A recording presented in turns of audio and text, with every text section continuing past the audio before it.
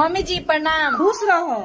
अरे ई का शहर में जाके तो तार ड्रेसे चेंज हो गई। मम्मी जी घर में टी शर्ट पहने नु तो आराम लागेला तनी। अब बबुआ के अच्छा से ख्याल रखो तनु। हाँ मम्मी जी। कहाँ बा बबुआ, तनी बात कराओ तो।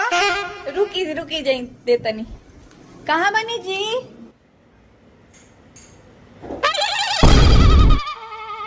मम्मी जी के फोन बा। हाँ माँ प्रणाम। खुश रहो। ई का करता रे? पानी पिया तो नहीं? हाँ पानी पिए रहो कि बर्तन माजत रहो? बर्तन ना पानी पिया तो नहीं? ई का पहले बड़े नाइटी?